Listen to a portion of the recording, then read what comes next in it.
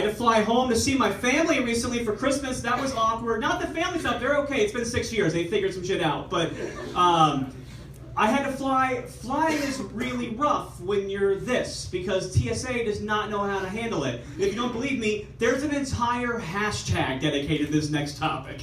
It's hashtag traveling while trans. Check it out. So my version of the story is I was flying to Portland in October, and I went to the machine, I went to scan, they were cool, they hit the lady button, right? And then I go up, and I did my hands in the air like I don't care, I do that. And then I go through the machine, and then they scan me, and then I step to the machine, and then they go, hey, we have a little bit of an alarm here. And I go, what's that mean? And they go, well, we can't say anomaly anymore.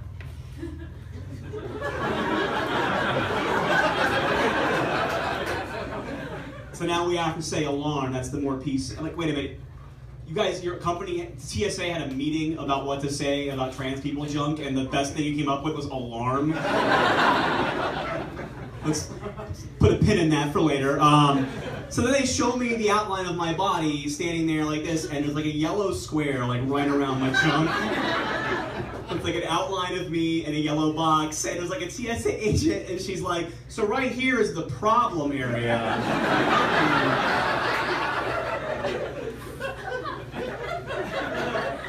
I'm like, I could have told you that.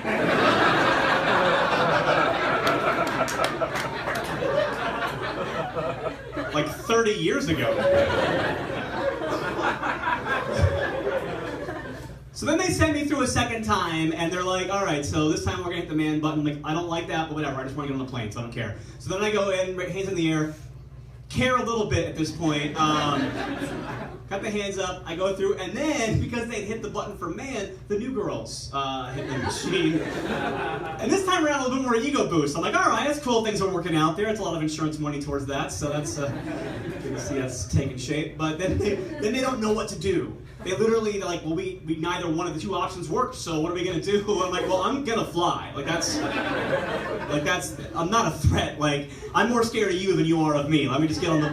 So then I'm like, can I just consent to a pat down? Would that solve all of our problems? And then they all just like went blank stare, because none of them, like, because there was a male and female agent, and neither one of them, like, which one of us is supposed to do this? Like... And then there's a female agent, so she starts talking to me, and she's trying to dance around the questions. She's trying to be polite and professional, whatever. So she goes, so if I reach up under your skirt, am I gonna find anything up there? I'm like, that is 100% of the problem right now, is that you've already found something up there. So she's trying to like get to the chase. She's like, no, what I'm saying is if I reach up under your skirt, am I gonna find like a weapon or something? And then you're just like, do you mean like in a sociological sense?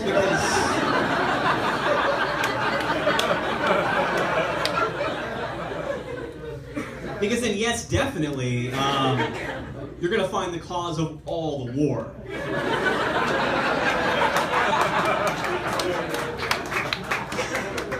Did not actually say that because I wanted to get on a plane that day. But, so then she goes, no, I guess what I'm trying to say is if I reach up under your skirt, I don't want to grab onto like your junk or anything. So I don't know if that's the official term, but that's what she said. And I'm like, I don't want that. What do you think this is for me? I don't want that either. Do you think me being trans for my entire life was a long con to get a high security handy when I'm 33?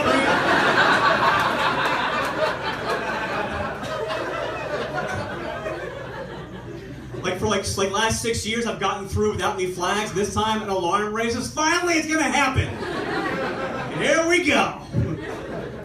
The amount of work that would have to entail for not much payoff is ridiculous.